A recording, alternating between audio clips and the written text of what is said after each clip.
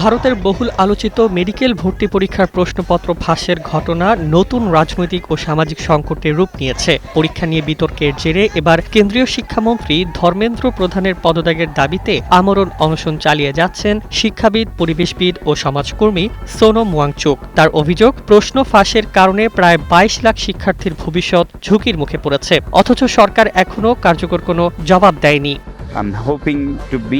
অনশনের ১৭তম দিনে ওয়াংচুকের শারীরিক অবস্থা নিয়ে উদ্বেগ বাড়ছে। চিকিৎসকদের তথ্য অনুযায়ী তার ওজন ইতোমধ্যেই ৮ কেজির বেশি কমেছে। রক্তে শর্করার মাত্রা বারবার বিপজ্জনকভাবে নেমে যাচ্ছে। পাশাপাশি দেখা দিয়েছে মাথা ঘোরা ও পেশি দুর্বলতার মতো জটিলতা। তবুও নিজের অবস্থান থেকে এক চুলো সরে আসতে রাজি নন তিনি।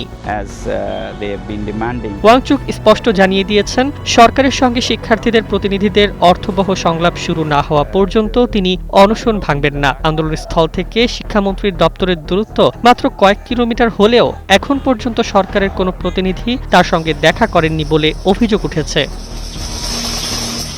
এক বার্তায় ওয়াংচুক বলেন, আমাকে অনশন ভাঙতে বলবেন না, সরকার কেন আলোচনায় বসছে না সেই প্রশ্ন করুন। তার এই বক্তব্য সামাজিক যোগাযোগ মাধ্যমে ব্যাপক সাড়া ফেলেছে। আন্দোলনের আয়োজকদের দাবি, প্রশ্নপত্র ফাঁসের ঘটনায় শুধু পরীক্ষার স্বচ্ছতাই নয়, দেশের শিক্ষা ব্যবস্থার প্রতি শিক্ষার্থীদের আস্থাও মারাত্মকভাবে ক্ষতিগ্রস্ত হয়েছে। কয়েকজন পরীক্ষার্থীর আত্মহত্যার ঘটনাও ক্ষোভ আরও বাড়িয়ে দিয়েছে।